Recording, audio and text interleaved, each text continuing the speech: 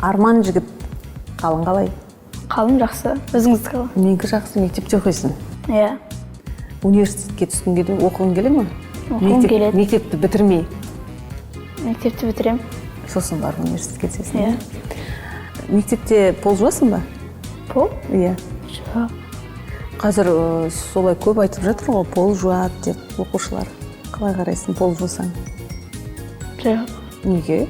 Мектепте пол жуған менің ойымша дұрыс емес. Мен ойымша дұрыс сияқты, себебі анау ластап кетеді ғой өздері. Артынан жуып жүреді, зато келесі рет оны ластамайды, аккуратно басып жүреді. Ал жақсы, Арман, енді сұрақтарды алайық, жауап берейік. Келісіп алайық, шынайы жауап бересің, бірақ жасырып қалу деген жоқ. Ал дауыстап оқы. Әкеңе ренжіген сәтің болды ма? Уф, не деген сұрақ. Болды ма? Менің жоқ. Өйткені әкем онша қатал емес. Мені ренжітпейді. Қалғаным болып тұрады. Ата-анама мүлдем ренжімеймін, өйткені олар мені осы дүниеге әкелді. Ой, жарайсың, бауырларың бар ма? Бауырларым бар, 2 ағам, 2 қарындасым бар. Ой, көп балалы отбасы, Иә. Қандай керемет. Ұятты танисың ба? Ұят деген адам өзінің мысалы жасаған жаман ісіне ұялду деп ойлаймын. Мысалы ата-анаңның алдында жаман іс жасасаң, ол үшін жасаған ісіңді қолмен істегенді мойынмен көтеру керек дейді. Мысалы сабақтан төмен баға алып қалсаң, ол үшін жауап бересің, жазаңды аласың мысалы. Сол сияқты. Ұятқа қалған сәттерің болды ма? Қызарың, екі бетін қызарып, көзің көтерілмей қалған сәттер болған шығар?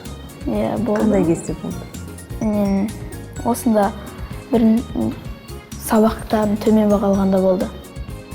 Қаншалықты төмен? Сол 4 шығар, иә? Сен жақсы оқитын бала сияқтысың. 4 дегенде ішіп оққан деді. Байқамай қалдық. Байқамай қалдың ба? Қай сабақтан байқамай қалдың? Қазір математика. Математикадан ба? Саған керек пе сол? Иә, математика әр адамға керек. Керек қой, бірақ қызғасың ба? Кішкене. Қызықпаймын десе, одан да. Шынымдай, сен өтірік айтып тұрсың. Жоқ, мен шын айтам, қызығам. Қызықсаң, қызыққан дүниесіне, қызыққан сабағын, ол жақсы оқу керек қой. Бірақ білмеймін, негені шалып бола берем дейсің ғой. көп алмай салғанда. Жас қаламгер. Балаларды қалай тәртіпке салу керек? Қалай? Менің ойымша балаларға түсіністікпен қарап, оларды тәрбиелеу үшін жақсы мен жаманды айыруды үйрету керек. Жазалау керек ба? Жазалау керек емес па? Жоқ, енді бұзық бала болса, мен бірінші сөзбен айтасың ғой. Сізге түсінбеді деп тұрмын осы бұзақ бала. Иә, сол түсінбесе. Сосын түсінбесе? Болады. Не істейсің? Болады, нәрсе болады. Түсінетін шығар енді. Сен солай түсінесің ғой, сенен демек ұялы телефон тартып алған, тәртіпке сөйтіп сен салған. Қазір бәрі ұялы телефон десе бәрін істейді ғой, балалар. Жақсы, ал болашақта егер сен депутат болып жатсың, министр болып жатқан кезінде қандай заң қабылдар едің? Мысалы, мектепте жүйелер, әдістемелер қалай сабақ береді? Ұнай ма қазіргі? Қазіргі білім беру ұнайды. Бұрынғысы да жақсы болған негізі. Бұрында қандай болды? Бұрын тест алатын, бақылау алатын, қазір тек БЖБ, ТЖБ дейді. Бөлімдік, 90-дық бақылаулар алады.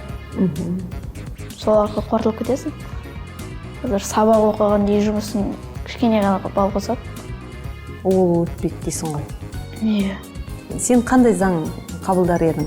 Алып тастар ма едің осыларды? Иә, бұрынғылар жақсы негізі. Анаң қатты ұрысып жатқанда не істеу керек? Не істеу керек? Мен айттым ғой, анам мейірімді, ұрыспайды деп. Көп ұрыспайды анам. сөзбен айтқанға түсінетін баламын негізі.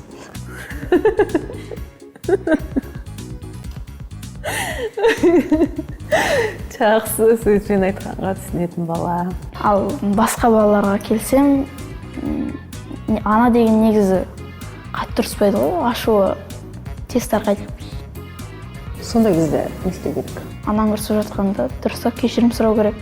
Дүкенге барасың ба өзің, иә? Барам. Нан алуға, сүт алуға байқайсың ба қымбаттап жатқан? Иә. Неліктен қымбаттап жатыр деп ойлайсың?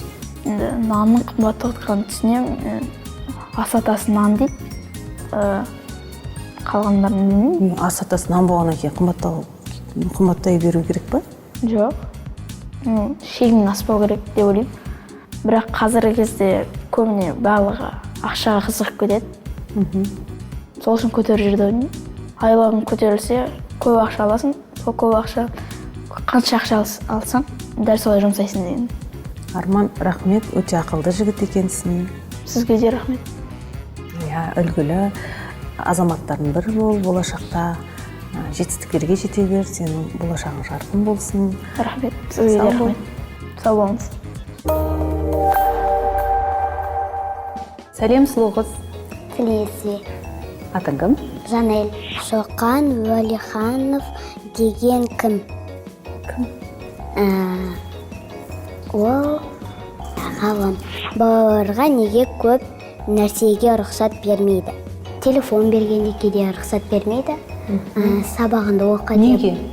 Өйткені кейбір балалар сабағына дайында алмай, анасының телефонын сұрайды. Сосын анасы оған рұқсат бермейді. Неліктен үлкендер кішкентайларға шектеу қояды? Өйткені бала бірінші міндетін істеп алу керек. Балаларға неге көп рұқсат бермейді? Себебі аналары балаларын уайымдайды, иә? Бала болғаннан кейін қараусыз қалмасын дейді. Бала жалғыз қалса қорқады. Иә, есейгеннен кейін көпшіліктің қатарына қосып жібереді, тәрбиелейді, өсіреді. Досыңнан нені қызғандың? Мен кейде сабағымда болғанда оның нелері әдемі болады. Сөмкелері, сондайлар, заттар болғанда мен кейде сондайларға қызығам. Сосын Сенде жоқ нәрселерді көрсең қызығасың? Иә, менде жоқ нәрселерге қызығам. Кішкентай кезінде менде сөмке жоқ болған, ол кезде досым екеуміз бір балабақшада болдық. Сосын 2-ші сыныпқа дейін болдық.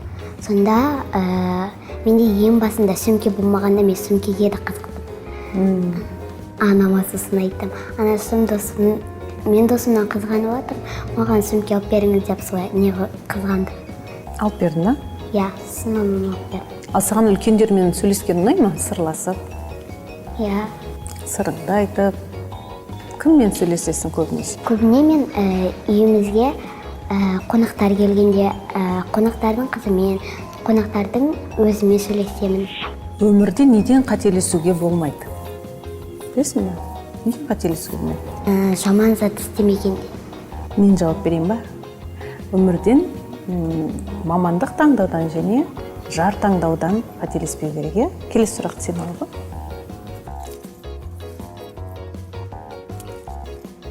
Егер бір күні өзге адамның орнында болу мүмкін болса, кімнің орнында болушы едің? Бір күн сондай мүмкіндік берсе саған, сен осы адамның орнында бір күн боласың деген кезінде кімнің орнын таңдар едің? Президенттің орнында болғым келеді. Не істейсің сен бір күнде? Мен өз отанымды қорғаушы едім. Бір-ақ күнде? Иә, бір күнде. Өзің қауіпсіздік ережелерін сақтайсың ба? Кейде білмесем, оны ұстай алмаймын. Білгендерімді білсем ұстай алмаймын. Қандай нәрселерді білесің қауіпсіздік ережелерін? Сода бағдаршамда қызыл жанып тұрғанда жүрмеймін. Түтін шығып жатса, жаңағы пожар болайын деп жатқан кезінде сен бірінші не істейсің? Мен қашамын. Қашасың ба? Сен жаңа елімді қорғаймын деп жатқан қыз едің ғой. Ал жақсы, Әнжу, жауапқа рахмет. Саған сәттілік тілеймін. сабағыңды жақсы оқы, маған қандай тілек айтасың ба, жоқ ақыл кеңес бересің ба, маған не дейсің? Сіз үлкен бағдарлама ашыңыз, Мен жаным, рахмет. ауырмай жүріңіз. Рахмет. Бала болу оңай ма, жоқ әлде ересек болу ма? Мен ойымша бала болу өте оңай сияқты. Бала кезінде енді мектепке барасың, ойнайсың дегендей. Ересек болу ұнамай ма? Мен білмеймін, енді үлкен болу деген оңай да, былай да қиын да сияқты. Өзіңді жалпы бала сезінесің ба, жоқ әлде ересек қатарына жатқызасың ба? Өзімді ма? Ересек. Неге? Үйде үлкенсің ба? Бауырларың бар ма? Бір інім бар. Иә, үйде мен үлкенмін. Сол енді мамама көмектесем, үй жинаймын дегендей. Мамаң айта ма, үлкен қыз болдың деп? Иә. Сол үшін сен өзіңді үлкен сезінесің? Иә. Депутат деген кім, ол не істейді? Кім ол депутат деген? Депутат Және қандай қызмет атқарады? ұйықтағанды жақсы көреді олар. Жұмыс дегенді де жақсы көреді деп ойлаймын. Олар халыққа көмектеседі. Проблема дегенді қалай түсінесің? Проблема нем жағынан стоматолог деген жақтан проблема менде. Тісім жақтан. Неге? Түстерің әдемі ғой? Жоқ, мен қорқам тістен. Сол сенің проблемаң, Иә, қазір? ол менің қазір проблемам деп болады. Ал вообще үлкендердің проблемасы қандай деп ойлайсың? Неде деп ойлайсың? Үлкендердің проблемасы кейде олар документ жоғалтып алғанда оны нету керек болады, қайтып жасату керек болады. Сосын ақша жақтан проблема болады. Келесі сұрақты мен алайын, е?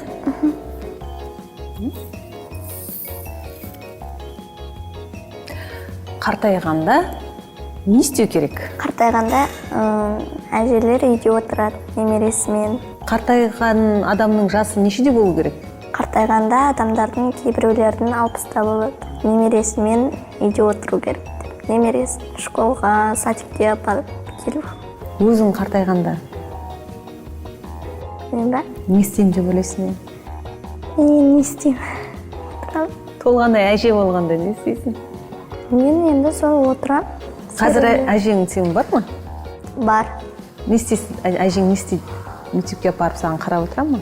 Қарап отырады. Әңгімелер, қызықты айта ма? Айтады. Тәрбие береді, Иә. Жақсы Толғанай, біздің бағдарламаға келіп, сұрақтарға жауап бергеніңе рахмет. Саған сәттілік тілеймін, жақсы оқы сабағыңды. Рахмет. Сәлем, жігер Сәлеметсіз бе? жігіт. Қалайсың? Жақсы. Есімің кім? Аблай. Аблай, сен немен айналысасың бос уақытында, мектептен басқа? Футболмен кейбір кезде анама көмектесем. Не істеп көмектесесің анаңа? Посуда жууға, кірлер тастауға. Мусор тастауға, Иә. кір жууға. Жуасың ба сен? Иә. Ал, Аблай, енді келісіп алайық, шынайы жауап береміз. Кеттік, ала ғой. Ересек адамдарға не жетпейді? Ақыл жетпейді. Білмей жатсаң, өту или нелер. Сөзе көмектесші. Негізі көбінесе қандай кезде үлкен кісілерде ақыл жетпей жатады? Компьютермен жұмыс істеу. Білмей қалады ғой. Жақсы, мен ойлаймын, бұл ересек адамдарға қазір кішкене мейірім жетпейді, сабырлық жетпейді деп ойлаймын. Менімен келісесің бе, келіспейсің бе? Келсем. Қандай супергерой болғың келеді? Және не үшін? Тез жүгіргім келеді. Не үшін? Тез жүгіріп, мусор тез тастап, тез көмектесіп. Солай. Жұмысты тез істеп, сосын? Ал бәрін тез істеп қойдың, не істейсің сосын? Мен жатам демалып. Жаман адам неге жаман? Құтырса енді жаман болады ғой. Құтыратын, сабақ оқымайтын, көмектеспейтін, білімі жоқ, тағы да өнері жоқ. Олар жаманға жатпайды ғой. Білімі жоқ, өнері жоқ, олар жаманға жатпайтын сияқты. А бұзақылар? жатады. Мен мысалы жаман адамға ұқсаймын ба? Жоқ. Неге сен мені білмейсің ғой? Я білмеймін, бірақ ойлаймын жаман адам емес деп. Құдай деген кім? Алла. Алла деген бізді қарап отырады. Біз жаман нәрсе істесек, ол бізді тозаққа алып барады. Сенің ойыңша Алла қай жерімізде? Жүрегімізде. Алла деген кім десе, мен жауап берер едім, бізді жаратушы деп, иә? Ақылды болу үшін не істеу керек? Жамандықты жеңу керек. Бірнеше рет көп кітаптар оқу керек. Ең алғашқы үйренген сөзің? Мен мама. Мама маған үйрететін, мама, папа деп. Ананды қалай қуантқың келеді? Қалай қуантқың келеді? Мен білімбен үйдің жұмысын бәрін істеп. Бар жұмысты сен істейтін сияқтысың, үйдің жұмысын. Жоқ, әпкем істейді, кейбір кезде мен істеймін. Мамаң кім деп еркелетеді сені? Мен ақылды жігітті. Ақылды жігіт. Папаңшы? Еркелетпейді папа. Ол жұмыста көп күн болады. Үлкендер не үшін ұрсады? Мен білмеймін уже. Көп ұрыспайды, аз ұрысады. Біз көп естімейміз, потому что бізді далаға ма или бір комнатаға ма жауып қояды есікті. Сосын? Сосын ұрысады, біз отырмыз. Болашақта министр болып атсаң, сол кезде қандай заң енгізер едің? Мен арақ ішпеу, арақтарды әкемесін деймін енді магазиндерге. Сосын темекілерден. Зиянды заттарды? Өкпеге зиян болады. Өкпеге, денсаулыққа зиянды ішімдіктерді, шылымдарды әкелттірмейсің, е? Сондай заң шығарасың ба? Ой, молодец, мен сен министр болсаң дауыс берем. Болашақта үлкен еліңнің қалаулы ер азаматы бол. Осы бағдарламаға келіп, жауап бергенің үшін рахмет айтам. Сәлем. Сәлеметсіз бе? Қалың қалай? Жақсы, өзіңіз қалыңыз қалай? Мен қалым жақсы, рахмет. Атың кім? Диана. Диана, бұл бағдарламаға не үшін келгеніңді айтып кетсең? Мен бұнда өз-өзімді көрсету үшін келдім. Мейірімділікті қалай көрсету керек? Қалай көрсету керек? Мейірімділікті өз-өзін жақсы ұстау керек. Өз-өзін қолдау керек. Өз-өзін сыйлау керек. Айналаңдағы адамдарға жылулық сыйласаң, жан-жағы айналаңдағы адамдарды сыйласаң, мейірімділік сыйлайды екенсің, е? Өзің жалпы арманың бар ма? Арманым, мен өскенде ата-анамды Меккеге апарғым келеді. Өскенде Дубайға апарғым келеді. Мекке деген не? Мекке деген ол Алланың үйі. Қай мерекені қатты жақсы көресің? Жаңа жыл. Және неліктен? Өткені жаңа жылда андай аспанға ататын жақсы көремін. Салют па? Иә, салют. Сосын катокқа барғанды жақсы көремін. Сосын конькиға барған жақсы көремін. Маған наурыз мерекесін айт. Себебі көктем ғой. Көктемде қар еріп, алғашқы жаздың ыстық күндерінің лебін сезесің. Және менің туған күнім көктемде болғандықтан мен көктемді жақсы көремін. Махаббат дегенне ол қандай болады? Махаббат деген ол өз отанын сүю, өз ата-анасын жақсы көру. Сосын ұл мен қыздың арасындағы махаббат. Махаббат жалпы қандай болады? Махаббат ол жылулықпен болады, ғашықтықпен болады. Қазақстанның ең бай адамы кім деп ойлайсың? Қасым-Жомарт Тоқаев. Неге ойлайсың? Өйткені ол біздің отанымыздың президенті. Одан бай адам жоқ деп ойлайсың? Иә. Қазақстанның ең бай адамы кім десе, мен дер едім. Неге екенін білесің бе?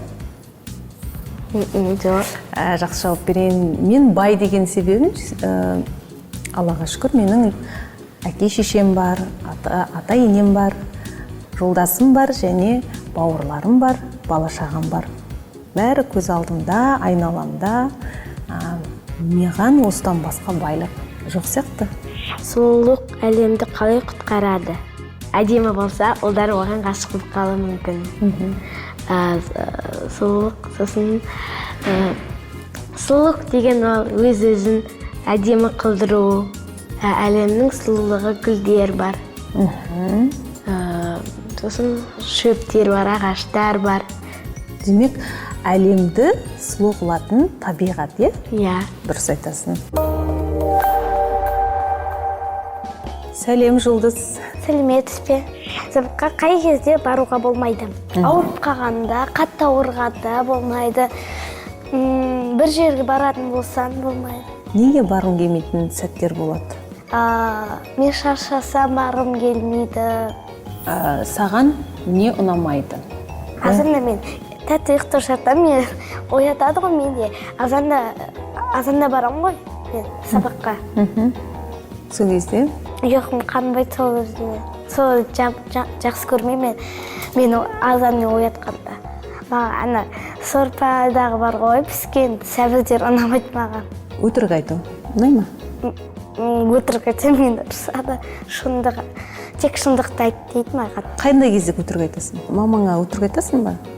Кішкене айтам өтірік. Кішкене ғана, бір-екі рет ғана айтам. Қандай кезде?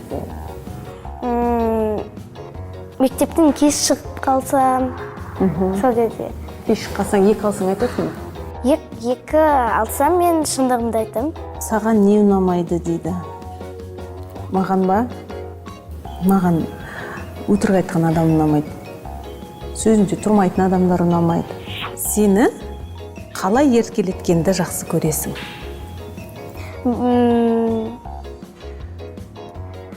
Мені қошаққаным, жаным сол деген еркелеткен жақсы. Тағы қандай? Кім деп еркелетеді үйде? Мен Жұлдыз дейді болды. Жұлдыз, осы бағдарламаға келгеніңе рахмет. Маған қандай тілек айтасың ба, жоқ әлде кеңес бересің ба? Сіз бақытты болыңыз, әрқашанда сұлу болып жүріңіз. Рахмет. Сізді басқа адамдар ренжітпесін. Аумин. Әнжу, сәлем. Саламатсыз ба? Әнжу, бұл бағдарламада мына алдыңызда тұрған сұрақтарды алып, жауап беру керек. Дайынсың ба? Ала ғой.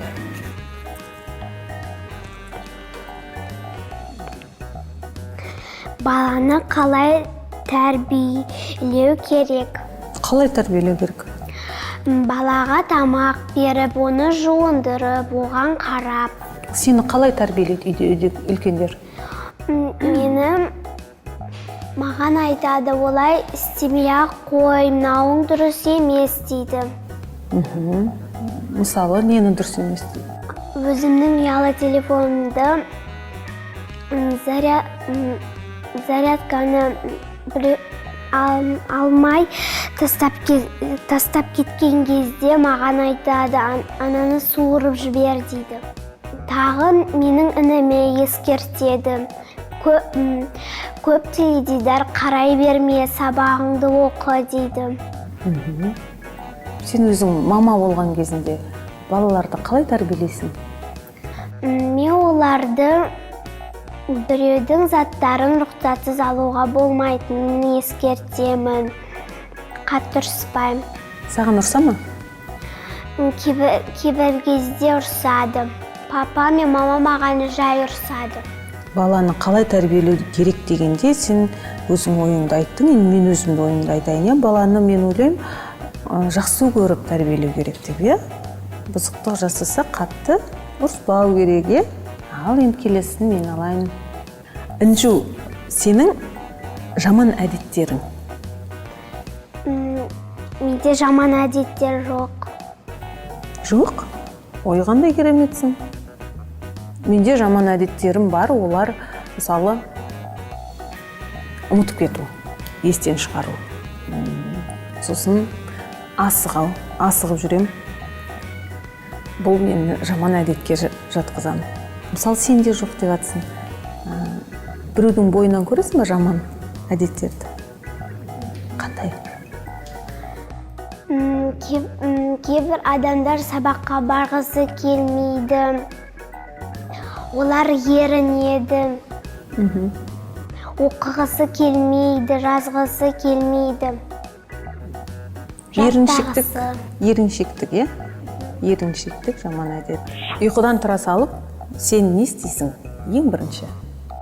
Ең бірінші жуынамын. Жаттығу жасаймын, түскі тамағымды ішемін. Мен ең бірінші ұйқыдан тұрған кезде көзімді ашып жатамын, ойланып, сосын барып тұрып жуынам. Үйде не істейсің сен?